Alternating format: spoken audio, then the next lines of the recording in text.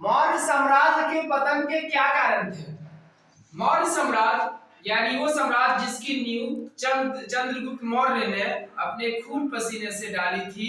अशोक सम्राट ने उस साम्राज्य के बुलंद महल का निर्माण किया, लेकिन अशोक के मृत्यु के बाद ही इसका पतन की शुरुआत हो गई। अशोक मौर्य साम्राज्य के तीसरे शासक थे। मौर्य साम्राज्य के पतन के निम्नलिखित कारण थे: विस्तृत साम्राज्य, अयोग्य उत्तराधिकारी, आंतरिक विद्रोह, धन का अभाव, कर्मचारियों के अत्याचार, सैनिक शक्ति की कमी, विदेशी आक्रमण और ब्राह्मणों का विरोध। जी हाँ, विस्तृत साम्राज्य। अशोक ने बहुत बड़े साम्राज्य की नींव डाली थी और वो दूर दूर तक फैला था, लेकिन उसके निर्बल उत्तराधिकारी उसकी रक्षा न कर सके। एक पहला कारण यह था। दूसरा कारण, अयोग्य उत्तराधिकारी।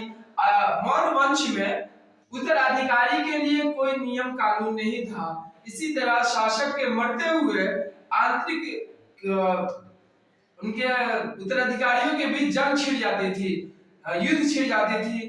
इसी तरीका बहुत बड़े पैमाने पर कत्लेआम होता था। खुद अशोक सम्राट ने अपने 99 भाइयों का वध यानी कत्ल करके वो गद्दी प्राप्त की थी। तो इसी तरीका उनके साम्राज्य में बड़े पैमाने पर बार बार एक साम्राज्य के मृत्यु के पश्चात जंग छिड़ जाना, ये आंतरिक शक्ति को भी छीन किया। तीसरा है आंतरिक विद्रोह। जब देखा कि आपस में ही उत्तराधिकारी के लिए लड़ रहे हैं, तो अशोक के मरने के बाद प्रांतीय गवर्नर ने, राजाओं ने अपने आप को स्वतंत्र घोषित कर दिया।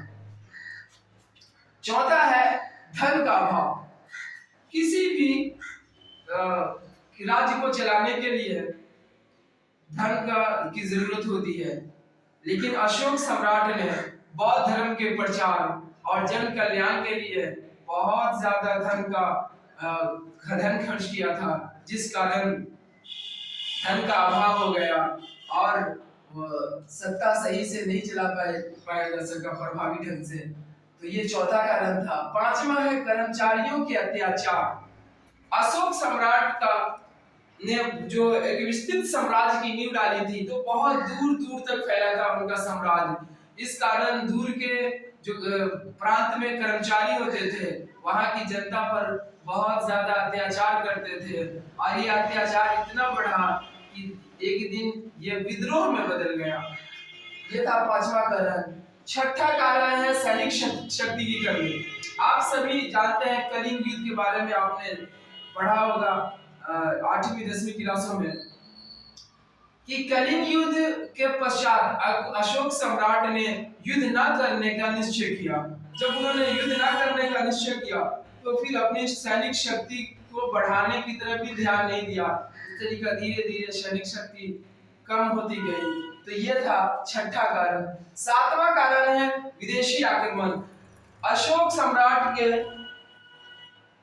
उत्तराधिकारी जो कि निर्बल थे, उनकी निर्बलता को देखते हुए विदेशियों ने सीमांतीय प्रांत पर आक्रमण करना शुरू किया, जिससे कि मौर्य साम्राज्य का बहुत ज्यादा नुकसान हुआ। आठवां है ब्राह्मणों का विरोध। अशोक सम्राट जो खुद एक ब्राह्मण थे और ब्राह्मण से वो बौद्ध धर्म कबूल किए थे, बौद्ध धर्म स्वीकार किए थे। तो बौद्ध धर्म के स्वीकार करने के बाद उन्होंने बौद्ध धर्म का प्रचार प्रसार किया था और बड़े पैमाने पर बौद्ध धर्म को दूर दूर तक दूसरे देशों में भी, भारत में भी फैलाया, जिस कारण हिंदू धर्म का पतन हो रहा था। ब्राह्मणों ने ये देखकर कि हिंदू धर्म का पतन हो रहा है, विरोध किया और विद्रोह कर दिया। अंत में अशोक सम्राट के यानी जिस साम्राज्य के, मौर्य साम्राज्य के शासक अशोक थे, उसी साम्राज्य के अंतिम शासक का एक ब्राह्मण सेनापति ने वध कर दिया और इस तरीका मौर्य साम्राज्य का अंत हो गया। तो हम अभी आपको बता रहे थे मौर्य साम्राज्य के पतन के क्या कारण थे। तो एक है विस्तृत साम्राज्य, दूसरा अयोग्य उत्तराधिकारी, तीसरा आंतरिक विद्रोह, चौथा धन का अभाव, पांचवा कर्मचारियों के अत्याचार, छठा सैनिक शक्ति की कमी, सातवां है विदेशी आक्रमण और आठवां है ब्राह्मणों का विरोध। तो ये क्वेश्चन बहुत ही महत्वपूर्ण है, आप इसको याद कर लेंगे, पॉइंट्स याद कर लेंगे, पढ़ लेंगे और फिर एग्जाम की तैयारी करेंगे। आपको कोई भी क्वेश्चन और कोई भी टॉपिक न समझ में आए तो आप मैसेज कर सकते हैं, कमेंट बॉक्स में बता सकते हैं। Thank you.